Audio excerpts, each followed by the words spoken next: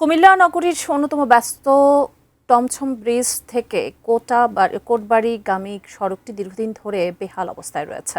সড়কের বিভিন্ন স্থানে সৃষ্টি হয়েছে বড় বড় খানাখন্দ। সামান্য বৃষ্টিতেই এসব গর্ত পানিতে তলিয়ে যাওয়ায় ঝুঁকি আরও বেড়ে যায়। কোটবাড়ি টমছম ব্রিজ এলাকা থেকে বিস্তারিত জানিয়েছেন প্রতিনিধি হুমায়ুন কবির জীবন।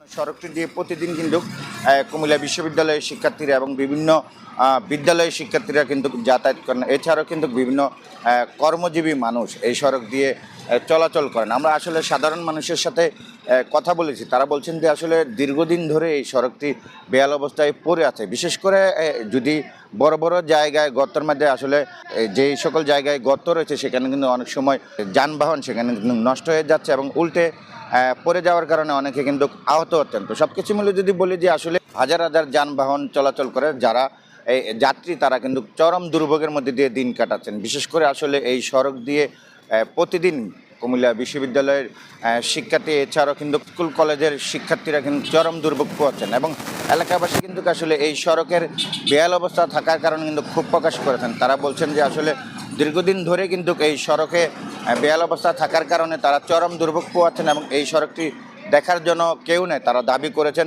যত দ্রুত সম্ভব এই সড়কটি যেন সংস্কার করা হয়, সেটাই তারা চাচ্ছেন। এছাড়াও আমরা যাত্রী চালক সাধারণ পথচারী তাদের সাথে কথা বলেছিলাম, তারা বলছেন যে আসলে এখানে প্রায় সময় অনেক দুর্ঘটনাও ঘটে, বিশেষ করে বিভিন্ন যানবাহন নষ্ট হয়ে যায় বলেও তারা অভিযোগ করে বলছেন। তো এই ছিল কুমিল্লা কোটবাড়ি দৌলতপুর সড়ক থেকে আমার কাছ থেকে সর্বশেষ।